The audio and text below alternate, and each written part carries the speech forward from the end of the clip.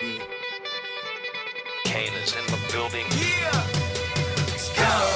Already the show goes on all night till the morning. We dream so long. Anybody ever wonder when they would see the sun? Just remember when you come up. The show goes on. Alright, already the show goes on all night till the morning. We dream so long. Anybody ever wonder when they would see the sun? Just remember when you come up. The show goes on. Have you ever had the feeling that you was being had? Don't that shit that make you mad? They treat you like a slave, put chains all on your soul and put whips up on your back. They be lying through they teeth, hope you slip up off your path. I don't switch up, I just laugh, put my kicks up on they desk, unaffected by...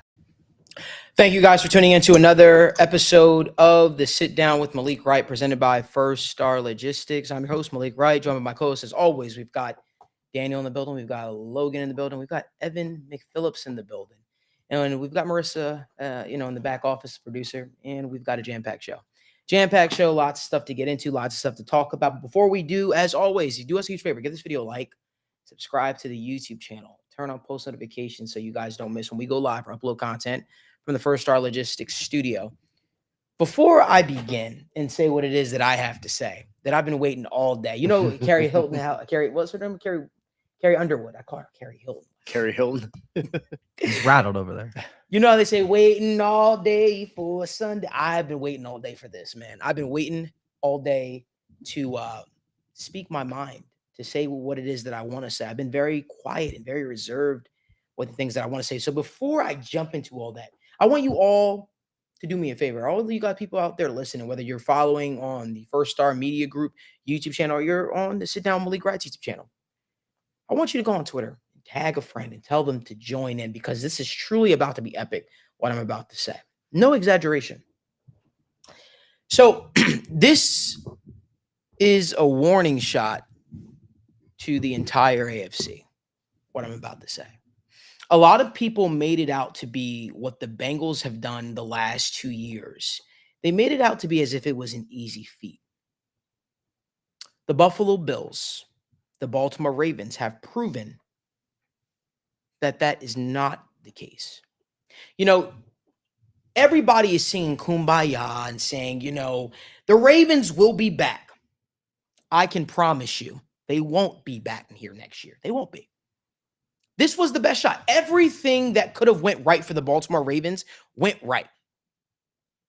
When you have a quarterback that his skill set is predicated on athleticism, one of the strongest things about Lamar Jackson's ability to run the football. Father Time is undefeated. This is a guy, Lamar Jackson, for the last 2 years, prior to this year, he's dealt with injuries. Am I right, guys? Mm-hmm. He's dealt with injuries. And in a year, he was able to stay healthy. His offensive line was able to stay healthy. They folded. There ain't no other way to say it. You could say, oh, you're a hater. You got the Joe Burrow jersey in the background and your Bengals showing. You're damn right I'm hating. You're damn right I'm hating. I picked you guys to beat the Chiefs. We let the Chiefs waltz right back into the Super Bowl in what was a down year. This was a down year for the Chiefs. Their wide receivers led the league in drops.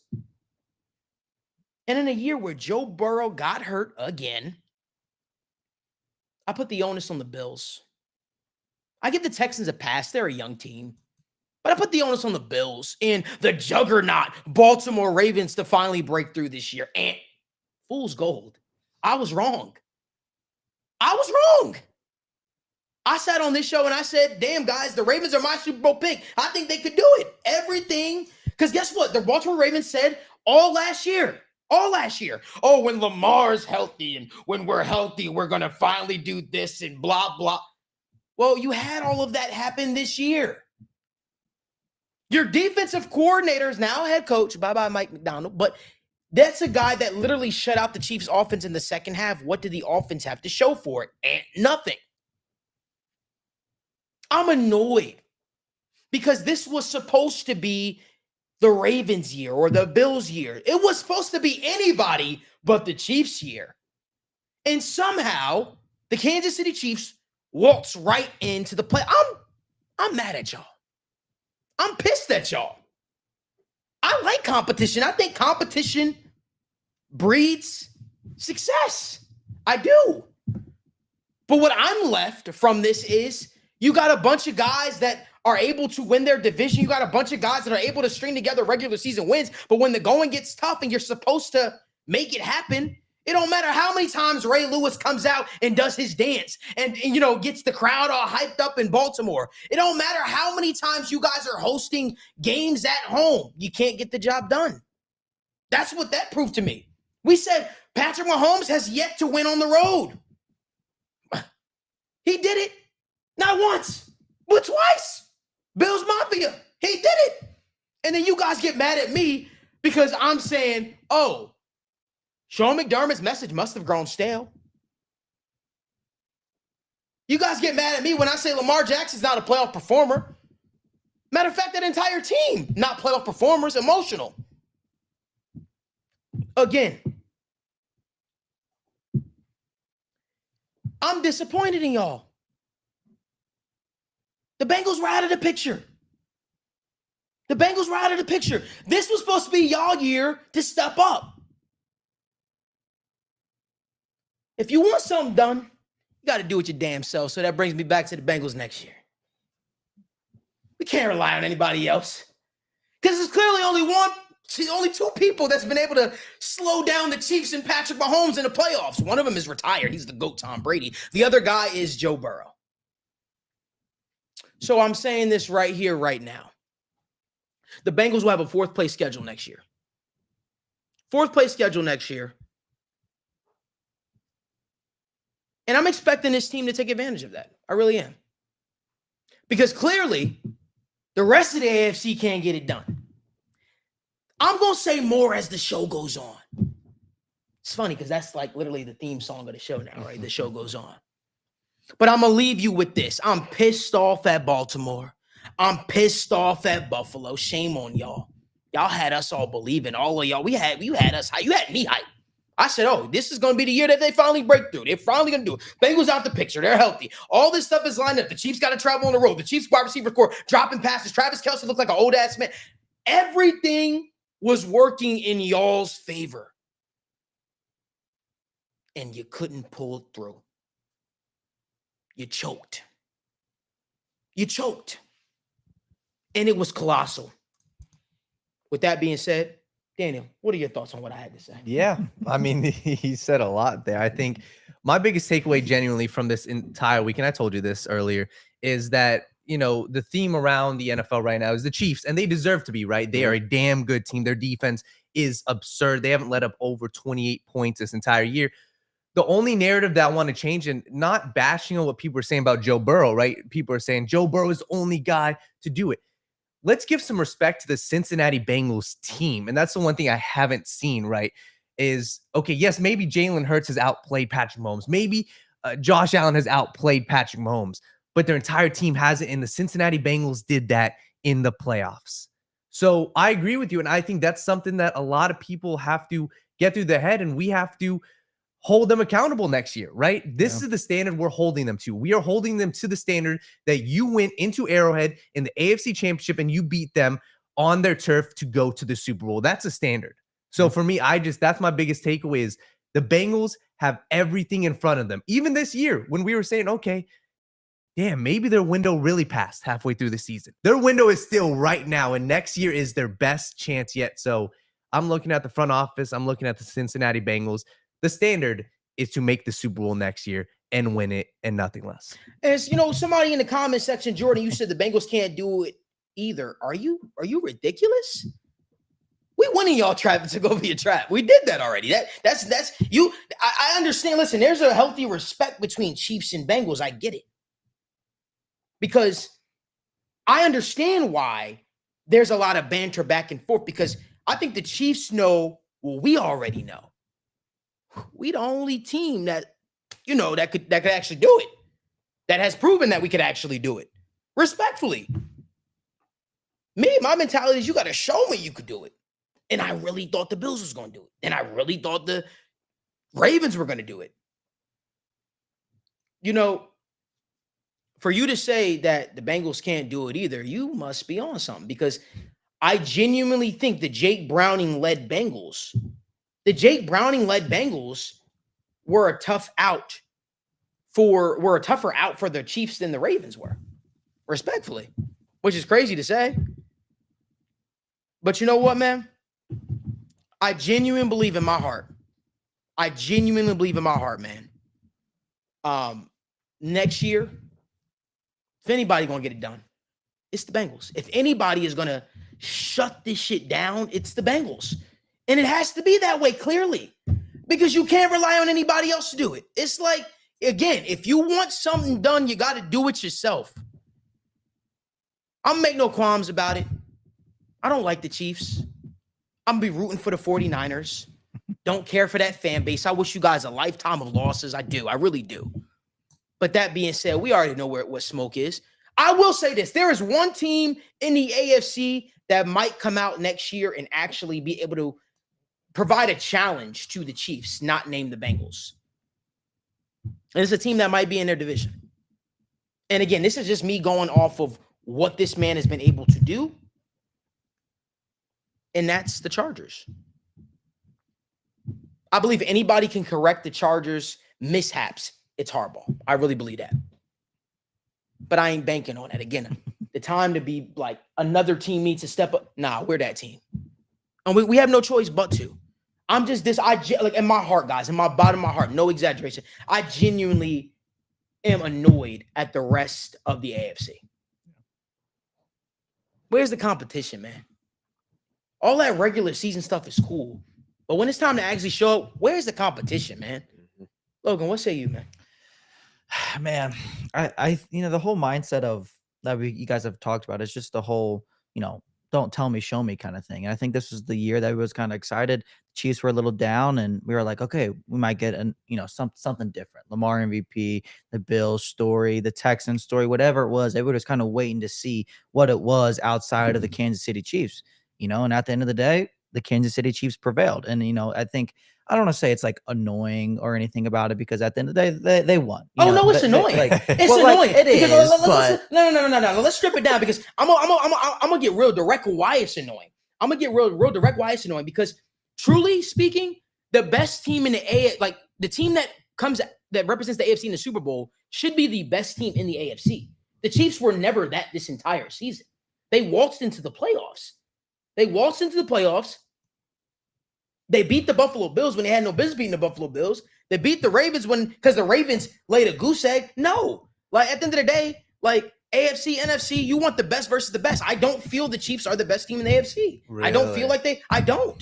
The thing with the Chiefs that I think that I guess annoys me less than you is just because they've won it a different way than they have in years past. It's not just drop back, throw the ball downfield. It's a completely different style than they've had, with their other successful teams. They have a really good defense. Their offense is completely different. I just respect that a little more. It is very annoying, it's just like the whole Patriots thing. It's so annoying when you see the same team's team after team after team. But they found a way. The Patriots slowed you down. The Patriots made you play their game. For me, it's not that. I promise you, it's not that. I don't like it. At the end of the day, I'm looking at it and I'm like, the Ravens were supposed to be in this spot. Okay. The Ravens were supposed to be in the spot. And if it wasn't the Ravens, it was supposed to be anybody but the Chiefs. Their wide receiving core led the league in drops. You knew who the ball was going through. Travis Kelce must have turned back the clock during this game. All for the last 10. I don't think he scored a touchdown in 10 games. But in the playoffs, he stepped. That's what I'm saying. We're agreeing. I'm saying, though, you're not going to sell me that the Kansas City Chiefs were the best team in the AFC when they weren't. They weren't. It's disappointing because you have these teams that go on these epic runs in the regular season and talk shit, and then when it's time to actually show up, they don't show up. Dolphins. I forgot about them. Yeah. I forgot about them. Man, Jordan, I don't care about the KC winning. I don't care if KC was the best team and they won. This isn't about KC. This is about the other teams in the AFC not showing up. Has nothing to do about Kansas City. I think that's the frustrating part. That's the frustrating. That's like I would feel the same exact way, bro. I feel the same way about myself. My Celtics were quote unquote the best team, right? And then you have everybody else talking about these other teams, like the Celtics, like the Heat, like the Bucks, like all these other people. And let's say the Celtics, for some reason, had a couple catastrophic injuries. And then let's say, I don't know, the Pacers come out of the East. We gonna be like, aren't there plenty of upsets throughout the season where we say, like, there was an upset because the best team, the expected team, didn't win? Like, that happens, right? Times, yeah. You're talking about a game that has so many coin flip for sure. decisions, play calls, so many details, all these different fumbles that are or aren't recovered. How many games have we seen where there's like 3/4 fumbles and none of them get recovered? Like, sometimes that happens. Like, there's a reason all these other sports in the playoffs play series, right? Best of 7, best of 5, all this stuff, right? Like, it's because they know that stuff can be random and they want a bigger sample and they want to know for sure, hey, let's get the flukes out of there. Now, obviously there's difficulties doing that with the NFL. Like, you can still say the Chiefs played really well and took care of business and did what they needed to do and have had a good season, but also say that they probably weren't the best team in the AFC. That's like, you're not taking anything away from them. That's all I'm saying. Yeah. Right. I just think in a year in which everything was like, this was the year for the Bills or the Ravens to finally break through. And This was the chance. Like that, I think that's the disappointing part. Got nothing to do with the Chiefs. Listen, Chiefs can only play the candidate they was dealt. Like, and they played. This ain't no hate. This ain't no hate towards the Chiefs. This a warning shot. This a message to the rest of the AFC to step your shit up. That's what I'm saying. That's where I'm coming from. You can't claim and scream and say, "Oh, we're one of the best teams and we're having a great regular season." And what was the point of you getting the 1 seed? Yeah. If you was on let the Chiefs come into your house and absolutely dog you. What was that? That's all I'm saying, man. I don't know. Evan, what you've been kind of quiet over there. What's your thoughts? You guys covered a lot of it there. I think I'm looking kind of more forward. Past is what it is, right? So all we can do is look forward and kind of project forward with what we've got and try to learn from what's happened and what's been in the past. But I'm looking ahead and I'm seeing Travis Kelce's going to be 35. I like Rashee Rice. I like Rashee Rice a lot coming out. I think he looks great, but outside of that, you have nothing. If like Travis looked good the first couple weeks and then obviously had that slow kind of drought period where he wasn't getting as involved, wasn't having as many 5-6 catch games for 70 yards and a touchdown like we come to expect just every week from him. So like you've got that, and then you've got Chris Jones potentially leaving too. If someone's going to toss him a bag, some team that needs some talent or a contender who is just ready to splurge on him. If you end up losing Chris Jones and Travis Kelce, that team loses 2 just monster players. That's really difficult to recover from.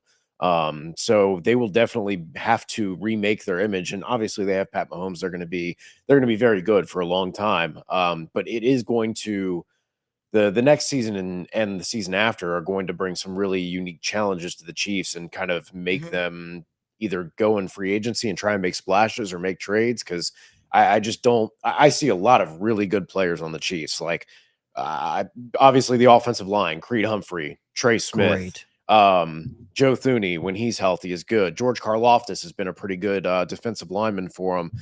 Willie Gay, Nick Bolton, Drew Tranquil, who I believe is a free agent. L'Jarius Sneed, also free agent. That was your best corner this year by far. Justin Reed, good player, but like these are a lot of good players, good pieces, but you still need those heavy hitters, those stars. And you're either going to need these guys to take that step forward, or they're going to have to go and try and find that in free agency or via trade. So they're going to have to make some sort of moves, I think, in the near future to kind of get more of that star power on their team. So I think the Chiefs are actually going to be interesting here in the next year or two. But also that leaves them more vulnerable, right? Because obviously every swing at the bat like that is like a lottery ticket. Yep. Like maybe it goes right, maybe it goes wrong. It just happens that way. Like sometimes you sign a veteran free agent and you get Von Bell, and other times you sign him and you get Nick Scott. Like, it's just like there's Sky Moore and Kadarius Toney deal. Right. You know like a lot of people like Sky Moore coming whiff. out, man. And he just hasn't developed as much. So sometimes that's the way it goes, man, whether it's player ethic or just the coaches and the players learning style just don't mesh. There's a bunch of reasons that players don't work out. And it's not just players busting, it's teams busting, it's coaches busting. Everybody shares some responsibility when that happens, except for extreme cases, right? So I do look ahead at, like you said, this next year when you've got Joe Burrow back, you've got this team that isn't just already limping by week 5, right? that's going to open the window a little bit, I think, wider for the Mhm. Bengals to really kind of take that top spot in the AFC if they all can remain healthy and they can continue to add talent to their team. And that's the biggest thing that I'm trying to go with here. Like, you know, one of my former employees at TWSN, who's a Chiefs fan, commented on your post, and he puts a laughing emoji in regards to the Bengals being the Chiefs' kryptonite. And here's the thought process behind this: how can you say they're not? They're 3-1 versus the Kansas City Chiefs. Burrow is 3-1 against Kansas City Chiefs. I'm sorry. This is a team that took the Chiefs right down to the wire with the Jake Browning at quarterback. How could you not say that this is a team that has the Chiefs shaking quite often? And we are looking ahead. 100% we are looking ahead. But I also want to address it because it's not an easy feat what the Bengals have been able to do. Let me remind people, because I think that, again, sometimes we are fools of recency bias. Joe Burrow's been healthy in the NFL for 2 seasons. And in those 2 seasons, he went to a Super Bowl and he went to the AFC Championship, one knocking the Chiefs off in Arrowhead Stadium and then losing to the Chiefs in Arrowhead Stadium. All those games have come down to what? A possession, 3 points, 4 or something like that, less than a touchdown. Understand something. What he has been able to do when healthy is not easy. And I feel like too many fan bases, too many teams, too many pundits, too many media people were almost disrespecting what they had done, making it seem as if, I genuinely believe that if Burrow was in that spot, they would have at the very least put up a way bigger fight than what these other teams have. The Bills, for some reason, just don't do well against the Chiefs. The Chiefs, no matter where it is, right? Chiefs seem to have their number when it matters most, at least. Ravens, I don't know what to make of them. They are just a very good regular season, and I just don't know if their mentality, their play style, the team's whole temperament is conducive to playoff success because they've played emotional. So I guess the point of more I'm trying to say is I've talked a little bit about the other teams in the AFC. Now let me direct this strictly to the Bengals. In order for the Bengals to get to that spot to where they can play meaningful games and it matters, you have to take care of home first. What I mean by that is, number one, can we finally get a healthy Joe Burrow offseason? Can we finally get him healthy going into the season? No appendix.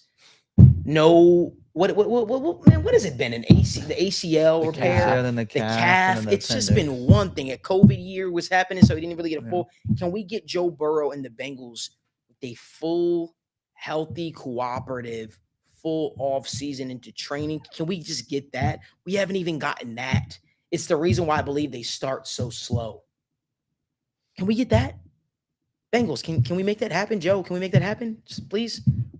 I think you go a long way. I think team go a long way if that happens, right? But even furthermore, let's take it a step further. You have to take care of business in your division, man. Yeah. You're better than these teams in your division, man. The Ravens are a tough team, and I think the Ravens are always going to be a team that gives the Bengals issues because it's just that type of a rivalry. Every now and then you'll get a blowout, like whether Ravens blowing us out or we're blowing the Ravens out, but that's not how the rivalry actually meshes up well. You also have to beat teams that you're head and shoulders better than, that you know you're better than, like the Browns. You have to win that. You have to. You can't win one game in your division. Did they even win one game in the division? Yeah, they won The one. last game of the year when Last the game of the Browns year, rested right? everybody. You can't win just one game in the AFC North, man. That's just despicable. That's not conducive to long-term success. If the Bengals take care of business in their division, and again, it's easier said than done. I understand what I'm saying. And I know everybody, duh, Malik, of course. But no, seriously. I think we get so wrapped up in the Chiefs or the winning the conference. Let's focus on, let's also win our division. Let's focus on that so that way we have some type of momentum. Because I'm honest with you, people might not like what I'm going to say, but in my honest opinion, I think the Bengals have a little bit of a leg up from some of these other teams because I genuinely believe the teams that represent the AFC in the playoffs are some of them from your division. That's how tough your division is. Mm-hmm. So if you're able to beat those, you have to look at those almost as playoff games. That is the measuring stick. You can knock off the Steelers, who you should beat two times a year. You should beat them. I'm just being honest. You You should beat the Steelers 2 times a year. At the very least, you should split with the Ravens. And I think that they're better than the Browns. The Browns just are a very good football team. So let's just say, at the very least, you should be splitting with teams in your division. The very least. The very least. If you have the Super Bowl aspirations and thoughts that this team talks about having, you got to take care of business on the home front. You have to. You're able to do that, you can move forward. Because I don't know what you guys think. I don't know what my co-hosts think, but I think winning the AFC North says something. To me, I think that's a badge of honor. That's pride. I think we are the hardest division in football still to this day. And I think if you're able to come out of the AFC North, then you certainly are able and capable of coming out of the AFC. Just my opinion. So I think getting back to basics, hey, win your division. Win your division. Right? Well, remember when they went on the Super Bowl run, it was rule the jungle. It was rule the AFC North, rule the AFC. Like, that's the mentality you have to have, man. Like, I think Paycor Stadium is one of the most electric fan bases, like have one of the most electric game atmospheres. Nobody should be able to come into Paycor Stadium and run roughshod over the Bengals. Mm-hmm. It should really be a ridiculous atmosphere. And I genuinely, if the Bengals are able to take care of business at home and make it tough, could you imagine an AFC championship game in Paycor? God. Let's make it happen this year. Could you just imagine that? Be nuts. And awesome. AFC North championship, an AFC championship game in Paycor Stadium. It'll be absolutely bonkers. I've literally seen Paycor get so loud to the point where it causes multiple false starts back to back, and the team is never able to get into rhythm. That's the type of fan base the Bengals have. I agree with you, Keith Bradley. He says Paycor is the most underrated game atmosphere. 100%. Take care of business at home, man. You take care of business at home, everything else should fall into place. Mm-hmm. But I say that to the Bengals because for us to be able to focus on teams like the Chiefs and other teams outside of our division, we got to first talk about teams in our division and what it looks like conquering those. Never should get the doors blown off you against the Cleveland Browns. That is no shot against the Browns. Maybe it is. I don't know. I don't mean it to be. I just think the Bengals are better than the Cleveland Browns. You have this elite offense, or potential to have this elite offense. All right. Let it loose this year. Let's see what you got. But we got to first take care of business at home. And guys, this rant or this monologue I'm going on is more so of a frustration standpoint, because you look at teams like the Kansas City Chiefs, and they're not in the AFC North, but they're in the AFC West. Good teams, great teams find a way to just win. The Patriots, there were years the Patriots, and the Bengals are not the Patriots, but I'm just going to say this, but there were years the New England Patriots just were not the greatest team, but they won their division. How many years did they win their division with Bill Belichick and Tom Brady? Was it like 10 years, something like that? At least 10 in a row. Like every time. Like you got to find, and the AFC North is always tough. They're going to find, it's going to be always a up and down type of thing because of how the division is. But man, come on. You got to be batting at least you got to be able to get like 2 of them things in there in 4 years. You got to. Let's keep it going, man. But what's it going to take for the Bengals to get there, man? It's going to take y'all being dialed in from start to finish. I don't care. Maybe Joe Burrow needs to do what do the NBA players do? Load management during the offseason. Maybe he needs to do load management during training camp to make sure he is healthy. Get him that LeBron cryo chamber. Seems to be working out for him. Right? Yeah, do something. Because I think the Bengals' biggest gripe is them going into the season healthy. And if they're able to go into the season healthy and able to be clicking, and I think, yes, 100% Kevin Gay says no more 0-2 starts. It's ridiculous. Mm-hmm. And I'm pretty sure the Bengals should be getting a home game to open up the season this year. I think. I'm not positive on that. I don't know. Are the Reds in town? I got to figure that out. I don't know how that works. I think if the Reds are not in town, the Bengals get a home game or something like that. I don't know if that's accurate or not. Anyway, start off stronger, man. Start off fast, man. Mm-hmm. That's what it comes down to, man. That's my biggest thing. So I guess this wasn't even necessarily a topic that we're talking about. Hey, but let's make it a topic. Yeah. What do we need to? What do you guys want to see for the Bengals to finally break through? What is something that you want to see? We're obviously going to start to talk about the free agency, obviously aspect and all that. But just from a team standpoint, like what do you guys think is going to be the measuring stick for the Bengals to start off faster than what they have, right? Because obviously what they've been doing hasn't worked, right? It hasn't worked.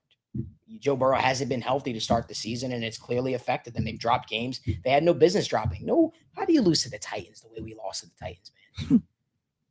And I don't even think Will Levis wasn't even starting at that point. It was Tannehill. Annie. Like, so I guess let's start there. I've ranted enough. I'm probably going to shut up a little bit more on the show now. Evan, let's start with you, man. What is something that you want to see?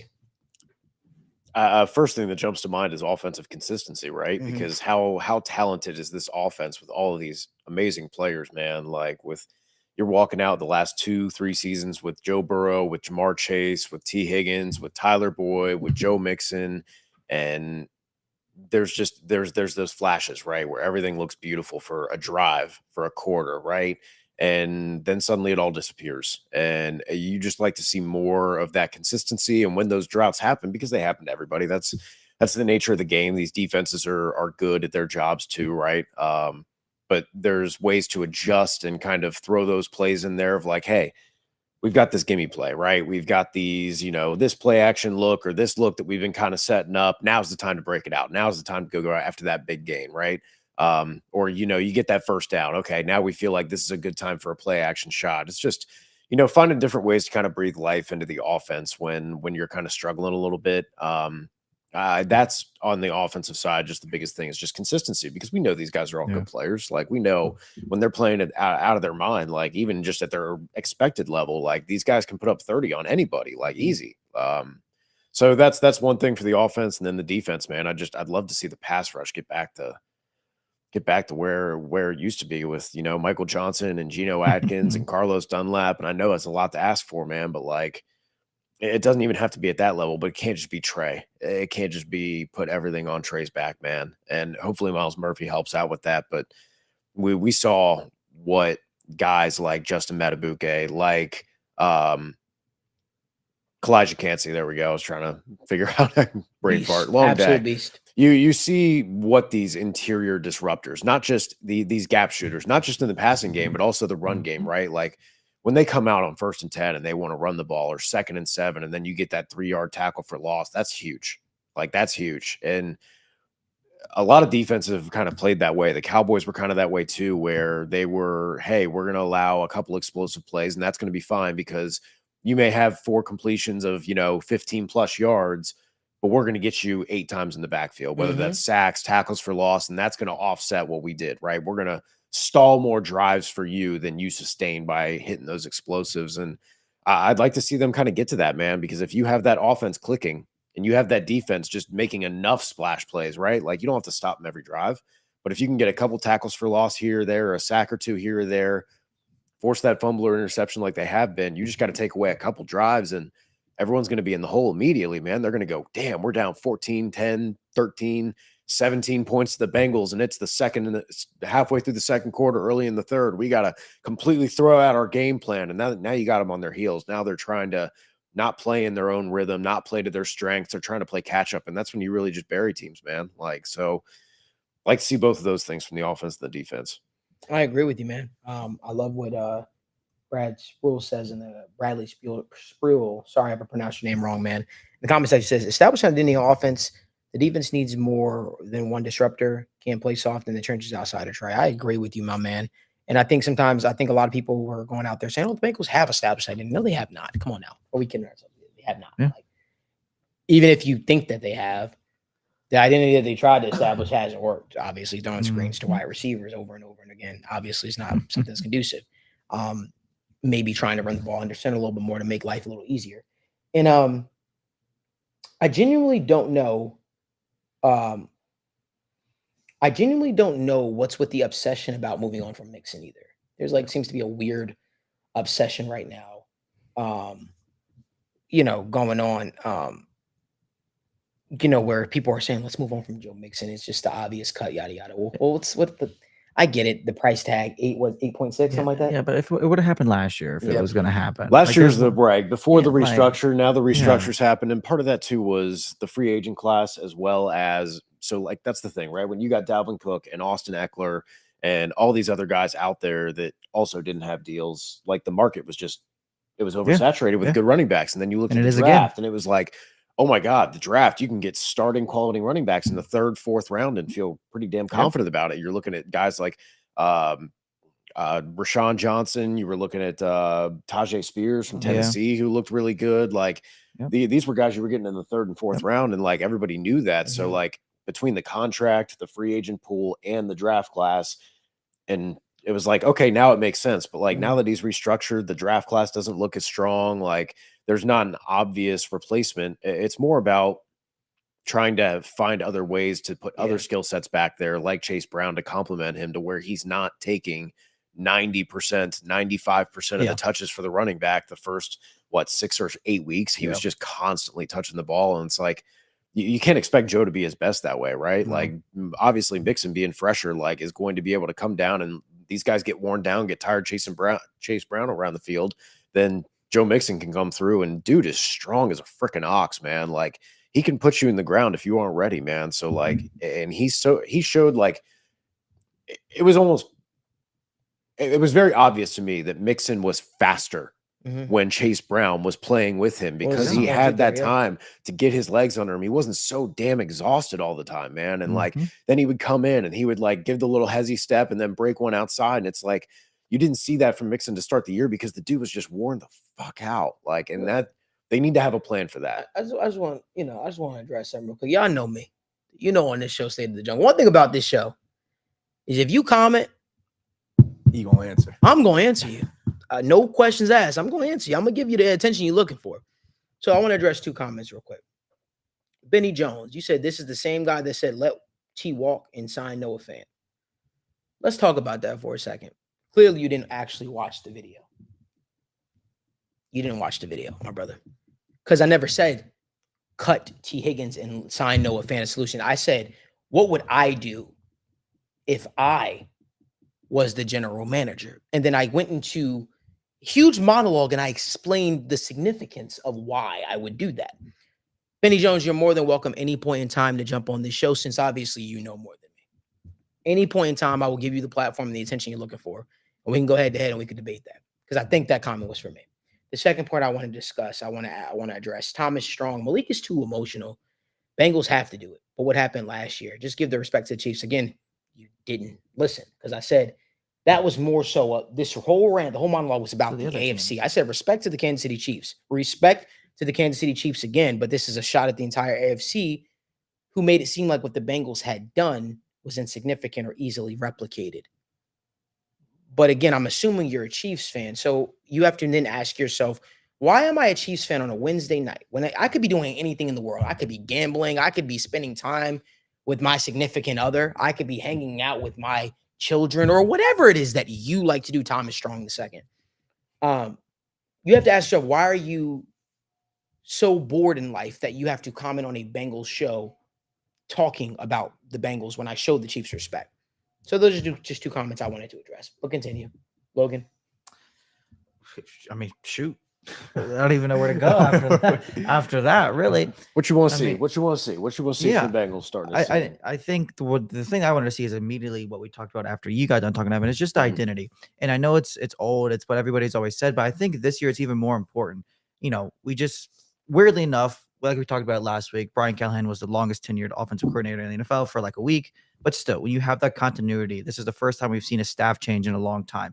And I know we brought in an in-house guy and we expect nothing to change. It doesn't mean there aren't going to be some little new things that aren't going to go a little different. Maybe some whatever it is. There's going to be some little things that are going to be ran differently. We talked about how, Pitcher was a little more involved down the stretch, and it's no coincidence that when he was involved, things looked completely different.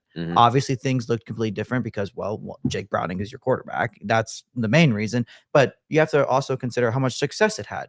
So are we going to just go back to that? Are we going to go back to the way Joe was playing with this whole spread out kind of these formations, we're going to have to marry something. Something's going to be different. Something's going to change. We got to figure it out. I think that's what the offseason is going to be for. I think Joe is smart enough to realize how much success we had doing the things for Jake Browning, but I also think Joe knows he's more capable of doing way more than that. We know how good he is. I think right now it's going to be, and this whole offseason is going to be about finding the happy medium between everything.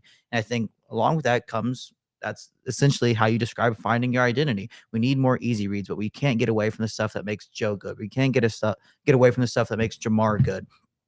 That's just what it is. You have to figure out how to continue to get the most out of everybody and use everybody to their potential. And I think that we've done that a lot, but we get away from it at times, and we make things more difficult than they need to be at times. I think when you have an identity, it's something you rely on time and time and time and time again. So you don't have these droughts. You don't have these games, these quarters, these halves where you're like, what the hell did I just watch? Like, it's so frustrating to see a team that is capable of so much just look so completely lost at times. And I think that comes mainly from having a lack of an identity. You have nothing to fall back on that is consistent, that you can do time and time again. And I think, answering all these questions, no matter who's on your roster, no matter if it's T, Malik's Noah Fant, whoever the hell it is, if you have something that you know is going to work and you have something that you can fall back on, you have an identity established within the offensive structure, you're going to be so much better off than just kind of freaking out when something's not working. Yeah. Just to add on real quick, I mean, they kind of touched on a lot. Two specific things I'll say. I'll make this very specific. Number one, the tandem of Chase Brown and Joe Mixon, I believe, is one of the most important things. I was going back and rewatching Chase Brown snaps. That dude is electric. So for me, on top of what you said about consistency on the offense, give me Chase Brown and Joe Mixon. That is going to be one of the keys to this offense, because if you can have them as a tandem running the hell out of the ball, I think we are going to see a huge difference in the offense. Yeah. And number two, I think Myles Murphy, he's the key. And the reason why I say that is this is a prediction for me, but I've got a prediction that they're going to give Myles Murphy a ton of snaps next year. He was the first round pick, and he's going to be the key, because you got Trey Hendrickson on one side, knock on wood. Hopefully he stays healthy. I've got a feeling that they're going to put all their eggs in the basket of Myles Murphy. And obviously you got Joseph aside, but if Myles Murphy can turn into a stud this year, I think we're going to see a huge difference, because Jordan Battle matures, Dax Hill matures, and a pass rush does a lot for a secondary. So those are two simple keys I've got for the season, I think, and I'd like to see those right away. I agree with you guys. I agree with everything that everybody said. I feel like the show started off very hot. Yeah, it did. The show started off very hot, a little passionate. But that's one thing you're going to get on the show. You're going to get passionate. You're going to get heat. You're going to get all that. But the biggest thing we like to get is likes and subscriptions. So if you guys can, and you guys are watching, we appreciate you guys, because clearly the show is nothing without you guys. Regardless of the banter that I love to do, the banter back and forth with different fan bases, and obviously those even within in our own fan base. But if you guys can do us a favor, give this video a like, subscribe to the YouTube channel, and turn on post notifications if you haven't done so. We have content literally coming out each and every single day. Not all Bengals related, but State of the Jungle is Bengals related. We got a jam-packed offseason, happening. Obviously, planning for the First Star Logistics annual draft party. We've got the NFL Combine, and we're going to be covering it this year. And we're also going to be doing a live show out there in the Indy with the crew like we did last year. So, and you never know who might jump on the show either. Yeah. I don't know who I might get. Maybe I'll have to reach out to some of my friends. I know I'm looking forward to it as well. If you guys are UFC fans, just want to talk about this real quick. Tomorrow, won't be live, but I'll be doing an interview, sit-down interview with voice of the UFC, John Anik, and I'm really looking forward to that as well. So again, this is your one-stop shop for all things sports. If you like betting content, Daniel does a phenomenal job with his betting content. He's all right. He ain't too bad, right? Losing a little money, but we'll get there. But truly, like that's what this is all about. I feel like we've talked a lot, guys, about free agency and all that, and I kind of want to give that a little bit of a break. Right? I want to give that a little bit of a break. If it comes up in discussion, that's fine. That being said, I want to get to the point of the show where we start answering some of your questions. So this is the part of the show where I shut up and I let Daniel start getting some of those questions. And somebody in the comment section says, hello from Calgary, Alberta, Canada. Who dey? Go 49ers. Words I never thought I'd hear together. But I'm here for it. Go 49ers, I guess. Right? Yeah, so we can start. Wait. I also want to do something with you guys. How many times do you guys think they're going to show Taylor Swift? during the Super Bowl. I'm sure there's odds out there. Oh man. I'm sure there's an over/under. Let me see if I can find something. You guys go Yeah. ahead and give Well, your the guesses. thing about like the Taylor Swift stuff, like it was like, oh, she's only shown for 15 seconds, blah blah blah. It's not the total amount of time. It's not like the time it's taking. It's not like they're showing her for 30 seconds, 30 seconds, 30 seconds. It's just that every time they show somebody in the stands, it's just her. It's just her. It's just. I her. just And think like it's boom, weird boom, that boom, boom. whenever like the Chiefs players do something, do something good, It's like right to great, her. like they score or something like that. Let's not show the players that actually contributed to it. Let's show Taylor Swift. Yeah. But I don't care for Taylor. I They'll mean, show she's the fine. replay. She's They'll fine. show the celebration. But Yeah. obviously, like there's a lot of like marketing value being Yeah. generated Oh, for by sure. them. They showing said that. she So made that- them the least. So Somebody why needs a lot, are I'm they sure. showing her? Because there's a financial incentive, and It's gonna happen. we show other celebrities. Yeah, Like and I'm not a huge Taylor Swift fan. I'm about to say it don't, sounds like you're a Taylor Swift fan. No, you can Are go, you sure? Go on my Spotify. You can go ahead, man. I ain't got a single You sure? song on When there. You go you're ahead. 16. No, that's not you. No, No, not okay. me. I'm not a Swiftie. I'm sorry. All right. But like at the same time, I'm just like, hey, what was the revenue report that came out that Oh, we my generated like God. 3 million for? That's her? exactly Like, why she's going to continue to be shown. Right, You and know, I'm all that's- for it. You know, let her right. do her thing. Keep mean- making money from it. Like, if you want to be annoyed by it, whatever. I don't- But, I don't- like, I I'm can never understand annoyed. why people can be perturbed by it, but well, the funny thing is, I was just looking for like how many times are they going to show, but there's prop bets for whether or not they're going to propose. Yeah. Travis Oh, yeah, is going to there propose to is. her, and I'm like, Oh my God. come on, man, like please don't do this. Like, I don't honestly.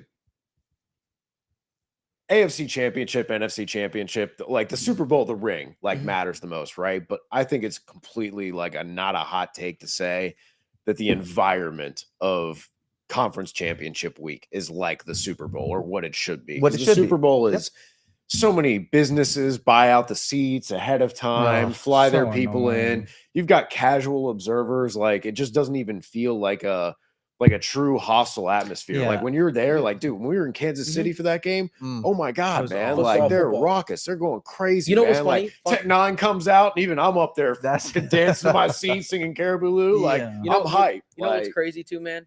Just to show you how much the Super Bowl is really just, it's become such a, it's a social A event. It's corporate like a event. Lakers game. I- It's like a regular season Lakers game. I literally, mean, yeah. literally. Yeah, that was actually a good It shot. is. That was- You like that? That was really good. Yeah. But no, I'll never forget. This is kind of like going back down memory lane for a second. I had an opportunity to go to the Super Bowl, all expenses paid, and I chose not to go. And it was for that reason, because you hear so much that it's such like a corporatized event.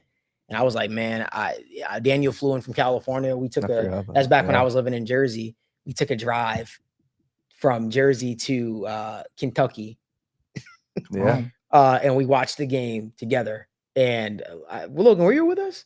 Yeah, we saw him. We saw Yeah, you. I- We saw I- you. we around didn't that watch the time, game right? together. We but saw him, We though. did. We, yeah. we man, and I'll tell you, I had a great time just chilling, watching the games. We had it all planned out. We were like, all right, if we win, then the Super Bowl parade is Parade, gonna be on yeah, Wednesday. yeah. We're gonna be already be in Cincinnati. We ain't got to worry about flying It was back. Daniel's first time seeing snow. Yeah. It was the first time seeing snow, real that snow. was Remember he was actually- gritty in the We're snow? outside in the hotel parking We lot were throwing running- football in the snow. Oh That my was God, no, funny. but like that, those are definitely memories. I say all that to say I would 10 out of 10 times prefer watching the Super Bowl with, with homies and friends and Yeah. stuff like that versus actually going to the event. It's just not the same type of game, if that makes sense. That's just my thought process. Yeah, But- and just real quick add on to that, like we were at the Super Bowl last year in Arizona, and this isn't to sound like crazy, but the point you made, the AFC Championship, that is football. In Arrowhead, that was football. At the Super Bowl, I got the chance to actually go inside. that It- Lions Niners game, dude. Like that is football. Right. And going even the Bills game, obviously, like the Bengals versus Bills, when we went there, it was like the beginning of the game. Bills fans are crazy. it's That was- electric. The atmosphere is electric. The fan element is half of Huge. Come football, on. man. Yeah, right. Like that's half the fun. That's half the excitement. That's why these college games are always so much fun, because everybody in there is just drunk Losing off their their ass, fucking just minds, having yeah. a great time, cheering for their friends, their team. It's just fun, and I think it sucks that the Super Bowl, kind of eliminates 98% of that. Yeah. Right. But like, I mean, it's just what happens. Money It is what talks. it is, man. yeah. Money talks. All right, so we can get to some of these questions. If you guys have any questions, even like free agency players, guys in the draft that you guys would like the Bengals to add, comment them down below. But we'll Trust start. me, because Daniel has done nothing. He will not put his. We live together. He literally has his laptop in front of him, and I'm like, "What are you doing?" He's like, "I'm looking at this prospect." Like Dude, that's I've been all I've been diving hearing into these, 24/7. man. I'm It's just fun, like, ain't it? I've just wanted a break for a second. I don't have it, man. I don't have it. No, man, I've been diving in. I'll save it for a little bit. I mean, I've been looking at That'd be Jeff. nice. So, Mr. Whisper said, I know there's probably a few, but name one player on offense and on defense for the Bengals that you need to see step up next season. Oh, I got you. Sorry. Joseph Asai. Joseph Asai, this will be the prime spot, right? This is going to be a contract year. And this is the spot where most guys really go out there and they really start to put it on, if you will, and show that they have a spot in this league. So I think that Joseph Asai is definitely a guy that you want to see take the next step forward. And for the offense, I'm going to do an easy spot, whoever the tight end is. No offense. That's what I'd like to see. Actually, some good production out of that spot. So, Yeah, I think for me, defensively, I'm gonna go Jermaine Pratt. I think he obviously took a little bit of a step back this year, and he was pretty bad for most of the year from a game to game basis. His highs are obviously pretty high because he always seems to make some crazy plays, but we need consistency at that position. Especially just with the injuries last year. I know that could have been why the grades and everything were a little lower, but if he gets back on track, that's going to help the defense a whole lot. Offensively, I mean, it's a little weird. We don't know what the team's necessarily going to look right now, but we talked about him a lot earlier. I'm just going to continue to ride the whole Chase Brown thing. Just, the more he's involved, he was super crazy fun last year when he got touches. So we'll roll with it.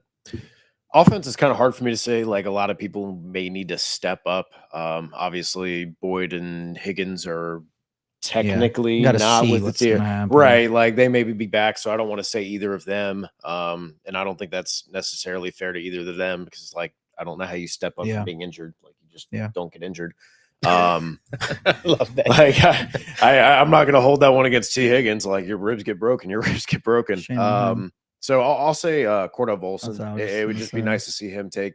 I'm not talking a monumental step forward. Just keep improving, man. Just keep being a solid, consistent interior player, man. And then on defense, would love to see the linebackers get back to the just level of expectation. And we talked last week about why that is. It's not all their fault, right? There's a whole heaping mess of responsibility that got dropped in their plate. The people in front of them and behind them probably weren't playing as disciplined or as well as we would expect. And that's part of the game, right? But I think there just needs to be a bounce back overall and kind of the consistency of what we saw from the linebackers who, we kind of shifted from the safeties being the heart of that defense to the linebackers were the veteran paid guys who needed to kind of captain that unit. And, understandably, there's growing pains there with all the young guys, with them being in that more central leadership role. But, I'd really love to see them just really take that and run with it. Daniel said something to me very interesting today when we were driving back. He's like, I think the Bengals defense should really build around his favorite player on the defense, which is BJ Hill. No,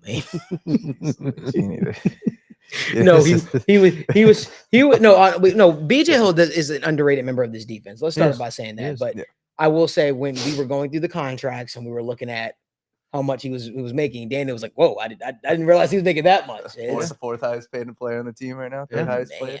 What are your thoughts on that, Evan? I think the contract is fair. It's only what, 10 mil? 10 mil. That's more of a credit to where the cap dollars are kind of allocated for the Bengals in that exact moment in time and that snapshot. But BJ Hill, if he's your third interior defender, you're like, damn, we're in great shape. If he's your second guy, you're fine. You're solid. He's obviously outperformed his expectations based on his draft status and kind of where his career was pre-Bengals. But yeah, I mean, $10 million for a defensive tackle who is at least a average fine starter is about market price in this league. So I don't think it's too egregious. Could you spend $10 million to get a better player somewhere else in your roster? I mean, yeah, but like, I don't think BJ Hill is like grossly overpaid and has to go or anything. No. Yeah, and my two guys real quick. Like I said, Miles Murphy. Miles Murphy is going to be a key on this defense because, like I said, I really struggle to see they go out and spend $20 million on Brian Burns. So Miles Murphy is going to have his shot, and also whoever's the slot position. I think Charlie Jones. Obviously, expectations aren't for him to be a star player, but he's going to have a chance. So whoever the starting slot guy is, along with Charlie Jones, I looked at Tyler Boyd early in there, was making big time plays. Whoever they're starting and Charlie Jones, that's going to be a key point for me. Is like, all right, that slot position is extremely valuable with Joe Burrow. We got a question from Dr. Crow. He said, any thoughts on Duke Tobin's comments on T. Higgins today? I'm sure you guys all saw. Said, T. Higgins, piece of the pie. About what you'd expect. So, I mean, he's not they're- going to say their plan. I was going to say they're going to hedge as hard as they can on anything they say, right? Because they know if ultimately it's their decision, right? Joe Burrow can be like, hey, I want T. Higgins, bring T. Higgins back. That's my guy. He's the quarterback. He's the leader of the team. He's T. Higgins' friend, and T. Higgins is a good player. He wants him back, obviously. But if Duke comes out and says, like, yeah, we got to get T. Higgins back, Mulgetta's over there licking his chops, going, yeah, talk it up, yeah.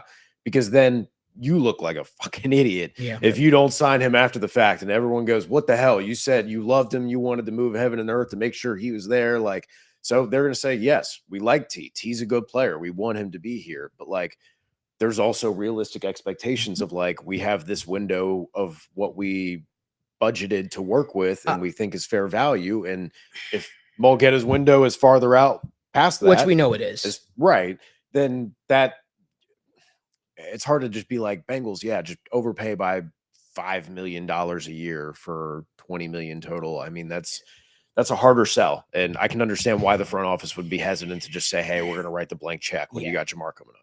And I'll also say this. I mean, in terms of what Duke Tobin is saying, and when Zach speaks as well, I don't mean any disrespect when I say this, but you're better off doing something else with your time than watching them, expecting they're going to say something. They're truly the best at coach speak and GM speak, or I'm sorry, de facto GM speak, and not telling you what it is that this you're is not the looking- Bears or the this Giants is- draft plans. We don't know it.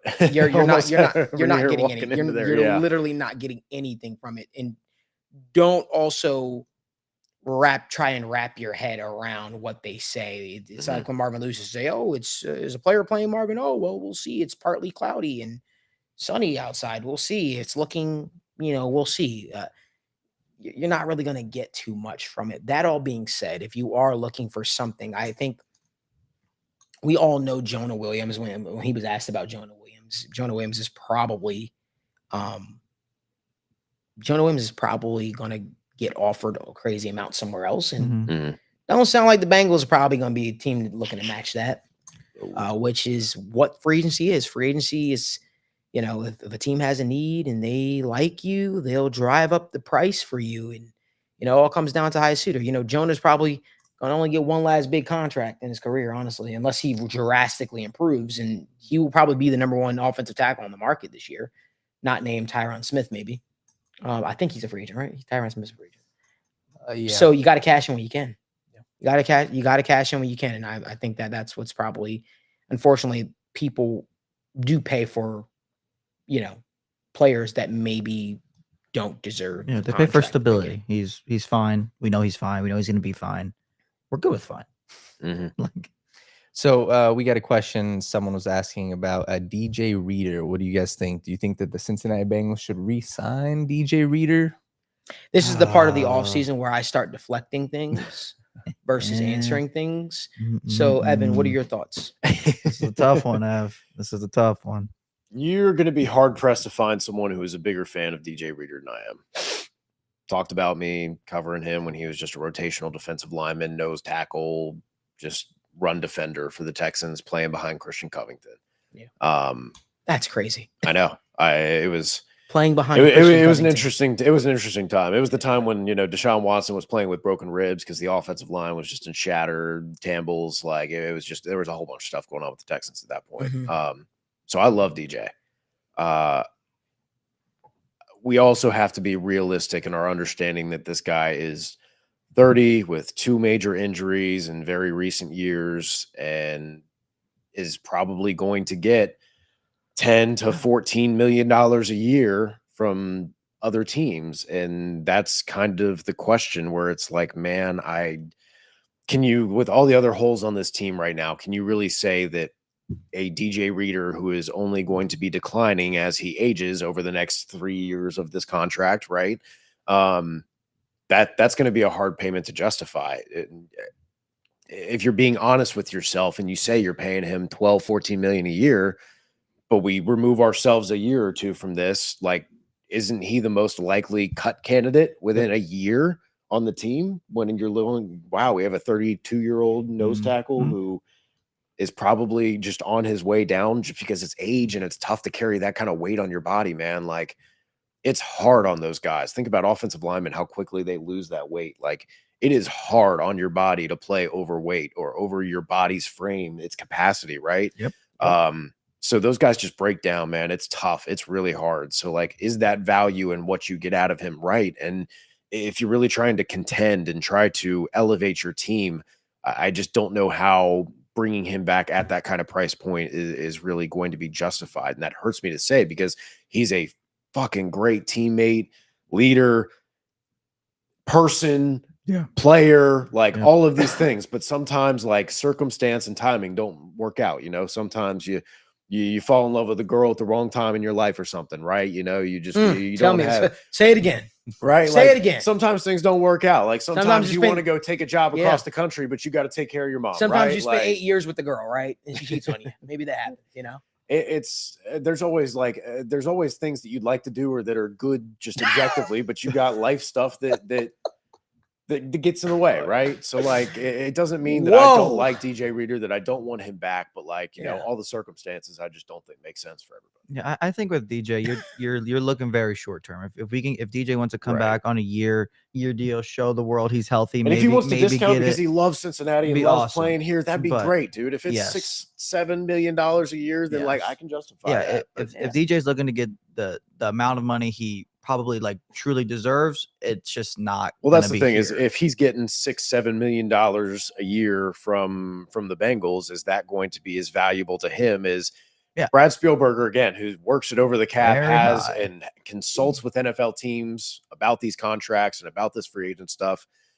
He has DJ Reader projected at $15 million a year for 3 years. No. Does anyone feel good if DJ Reader at $15 million a year for 3 years going into his age 34 season, 33 season? That's tough, man. Yeah, like, that's tough. You got that. I'm looking at 1 year deal, and that's really all. I think that's where Like, Malik, you and I like each other, but if you got to pay me $10,000 a show, well, shit. Like, there's gonna be one less chair on here, right? Like, that's tough. It's nothing against you or me, right? But like sometimes, like, you just get priced out. What did Juicy say? No, but in all seriousness, man, I think that's where the interesting part of this whole thing comes into consideration, because it takes two to tango, right? And it's up to DJ Reader as well. Was he looking for that long-term security? Because anything could happen in a year. You could blow your knee out. Anything could happen. You get injured. You have no idea. So do you want that long-term security, or do the Bengals want to provide you with that long-term security, right? And we might say, hey, the Bengals might say, hey, we want that 1 year deal because it makes us feel comfortable. Well, does it make him feel comfortable to know that, hey, you're basically just respectfully home out for that 1 year to get a ring, and then you want nothing to do with me after that. So what does that create? You know what I mean? So, like, for me, it's one of those things where it's like, it's an interesting situation to be in an ideal spot. You'd like to, I would say I would like for the Bengals to obviously bring DJ Reader back, but if you can't, I'll say, you might want to try to look at an option, sort of what you went through when you first were going through for those tier 2, tier 3 guys. You kind of have it be a committee thing, if you will. You know, man, if DJ Reader, man, like, it's the same thing like we talked about with Cheeto, right? Where, like, you haven't necessarily gotten a bag through your career, and maybe he's at the point, and maybe he's of the mindset like, I've made enough money, I don't really care. There's not a big difference between 6 million and 12 or 14 to me. But at the same time, that's his family, that's his generational wealth. And if another team comes and says, hey, we're going to give you $45 million to be a veteran presence in our locker room, because, guys, Andrew Billings was that guy for the Bears last year. Like, yes, and that Andrew Billings is still playing and still getting paid in the NFL to be just a veteran presence and a decent player on a team that was utterly bereft of any talent on the trenches. And he got more money than you think. Right. So, like, that's the thing is, like, if Carolina calls him and says, hey, do you want to come down to the Carolinas where the weather's nice, a little easier on you than the winter is on your body, and just be our veteran presence and make $15 million a year, and secure your family, like that's Tough to say if no. I'm his friend, I'm telling him that's tough to turn down, dude. Like, you know, like when your buddy says, I got to move away, I got this job offer somewhere else. You're like, dude, I'm happy for you. I'm sad to see you leave, but I'm real happy for you. Like, it's that kind of scenario, man. Yeah, and Chuck2624 said from Duke's comments, I think they signed Reader once again. It's not like I'm sure Duke Tobin and Zac Taylor are just giving you coach speak. Yeah. And even if they want to, that doesn't mean that's what It's the gotta work agent is both thinking. ways. Yeah, Right. it takes so much, you know, it's much more than just it seems to be a harder What- process than people realize, which Yeah, I don't really it's- understand. it's but- like you almost liking a girl, right? And you're like, I like you, but you haven't told her that you liked her yet, so you don't know if Are you okay, Malik? know. This is the second No, time I'm you've brought up just saying, women today. Listen, man, I'm just saying. Or you could like a girl and she could like you, but maybe the optics just don't work out, right? So there's a lot that goes into signing players, man. It's not Madden where I like you, you like, you know, I'm offering you a boatload of money here, sign. You know, anything could change. It's, you know, but no, I'm not going through anything. I'm good. Sure. Yeah. I'm good. All right, next question. Well, just one thing to add on to that, I think like something that was in the news, like Ben Johnson, you know, how he turned down the job in for the Commanders. And something that people are saying is like, okay, like maybe he just likes in Detroit. Maybe he wants to, you know, actually build something with Detroit and continue to build something. That's the hard part where it's like you've got to figure out. Everybody wants to be head coach, so it's like a little back and forth. Wait, what is the question? No, I was just adding on to how you were talking about like it takes two to tango. Oh, like yeah, how money is 100%. and everything. And No, I agree with you. Let's get one more question before we head out of here. one more. We got a question here from AKIC and Michael Ruffin. They said, Malik, can you please explain why defensive end might be the pick at 18, especially if it's best play available? Not saying it's the way I would go, but even with Miles Murphy, there's never too many edge rushers. So he's asking, would you take a defensive end? Oh, I would. But the Bengals. And that's where we get into the interesting conversation of it. This is not what you want to hear, but I think that when I think best player available is truly on the board. And I think it would take a blue chip prospect, obviously, to smack them dead in the face and be like, okay, this makes sense. Chris Zito, you're a weirdo. First of all, stop commenting, bro. Enjoy that your team's going to the Super Bowl, bro. Like, you're weird. Stop commenting. Anyway, I think about it and I'm like, I feel like they'll justify not picking a defensive end because they drafted Miles Murphy. Mhm. And because they're still hopeful for Joseph Osai to finally break. That's really what I think at my core. I think they think that if they focus on the interior of the defensive line, that will give these guys new life and new legs. And I really am predicting and expecting Miles Murphy to have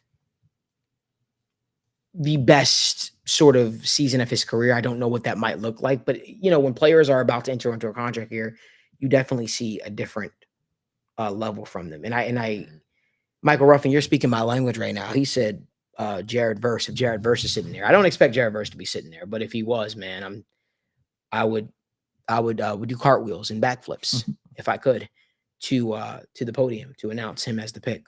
But again, I think that the Bengals should position themselves leading up to it for drafting best player available. And everybody seems to be in love now with Jerzon Newton for obvious reasons. It's a spot the Bengals have been missing. And that's not to say, hey, we don't love BJ Hill or whoever. We just, if you have the opportunity to get better, you get better, especially get young at the position, you do that. And I think that's a spot where it would make a lot of sense. It's going to be interesting. Defensive tackle is a spot where a lot of people are feeling, you know, that, hey, we want to add more to that spot, especially since you look at it, man.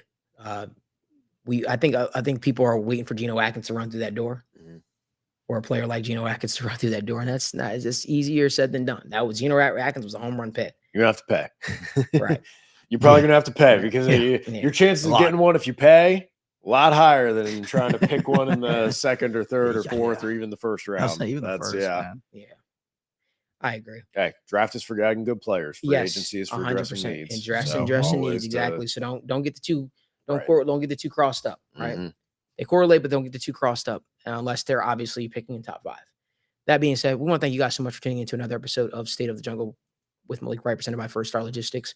If you guys do us a favor, give this video a like, subscribe to the YouTube channel, and turn on post notifications.